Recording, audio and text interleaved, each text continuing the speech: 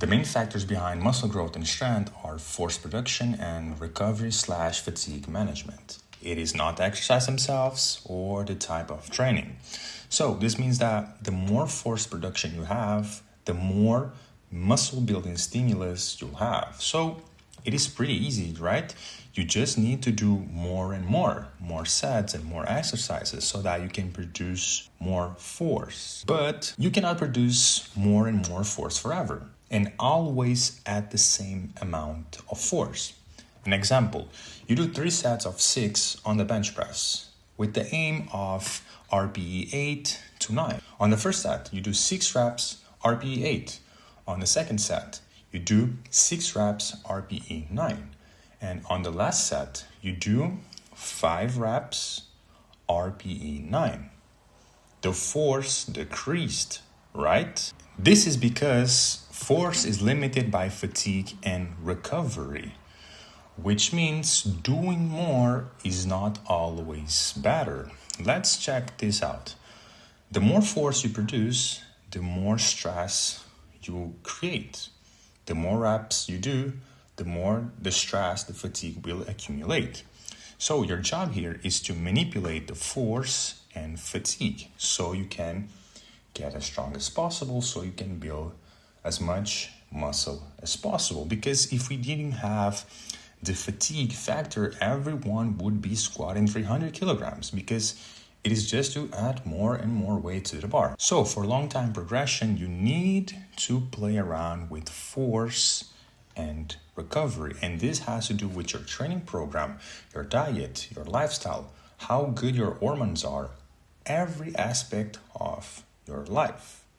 Because you can have a good stimulus, but if your recovery sucks, you'll never get to your true potential when it comes to strength and building muscle. And you can literally stop watching this video if you want, to be honest. If you understood how force and fatigue plays here, you can literally stop watching this video. So I'm gonna leave here this guy, the Muscle Building Master, which is gonna go more into details on everything I'm talking in this video, so you can apply into your training and finally see some progress. It will be in the description below. It's free. And also, if you're interested in coaching, you can go in the links down below and see what I've done, how I work. Now, attention here. This will be very important for you to understand this. When fatigue starts accumulating faster than you can recover from it, your performance drops. You produce less force from session to session, recovery gets worse, and eventually your progress slows down or completely stalls. So, if your goal is to build as much muscle and strength as possible, your job is actually pretty simple. Increase force production capacity and increase recovery capacity. It is that simple.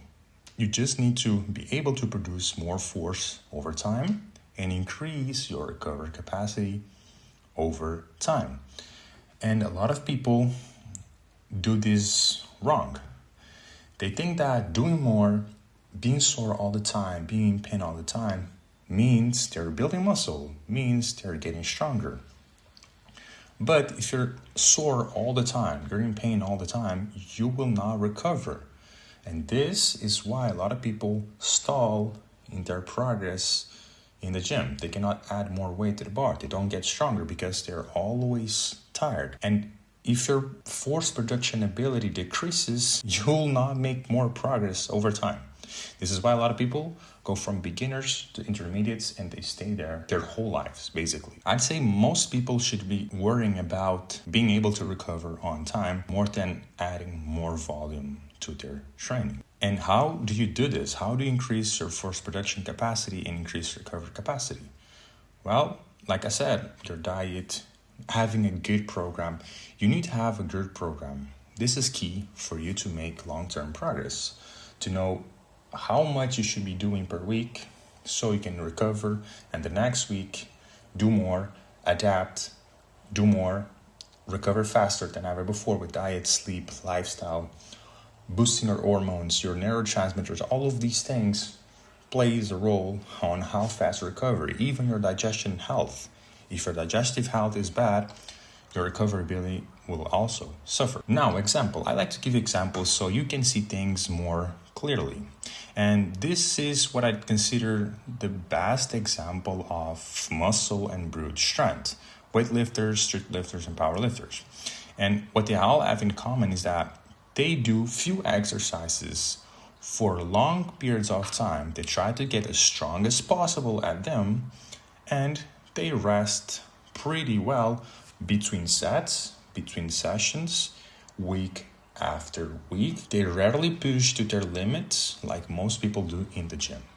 And you don't see them doing very high reps to feel the burn, doing these weird intensity techniques to feel the muscle more, to have the pump. They're not doing the movements slowly to feel the muscle. Their focus is to be as explosive as possible, to recruit as much motor units as possible so they can have the best strength adaptations. They're not pushing to the limits every single session. They're not doing 20 sets in one session.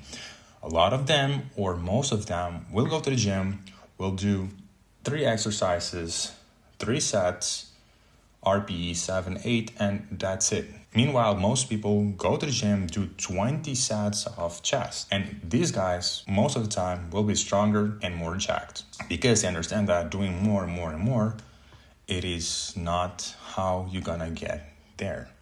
So you need to shift your mindset when it comes to training, to building muscle, to getting stronger. Now I'm gonna give you another example so you can see things more clearly. We're going to do this example with 15 low quality sets versus 6 high quality sets in a single session. And I'm going to use math here so you can see things more clearly.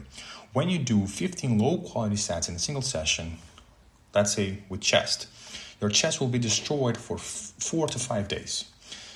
And if you use math, over 1 week, you have 1 productive chest workout.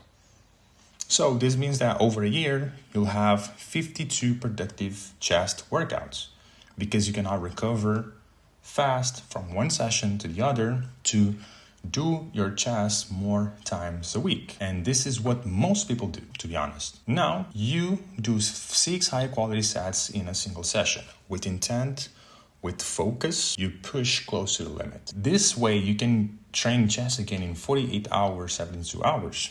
If we do the math over a week, you'll see that you can do 2 productive chest workouts and sometimes 3. So over a year, you can do 104 productive chest workouts or up to 156 productive workouts a year. Now compare these two and you'll get your answer. That's why these guys will always be stronger than these guys. They will always make more progress on the long run. When they start, these two may have the same progress in the beginning, the first 3 months. They may have the same progress because they're beginners. But over time, you'll see that the second guy will surpass the first guy. And a lot of people are stuck in this. Now, exercise selection. To be honest, this doesn't matter. Calisthenics, barbells, machines. It doesn't matter at all.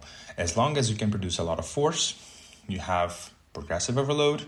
It's easy to do progressive overload. It targets the muscles that you want. You recover from it efficiently. Stability helps because less strain on the joints, which helps you recover faster from session to session. And this can be helpful with muscle building. And one thing that these guys do, it is a lot of stable exercises and exercises that are easy to do progressive overload.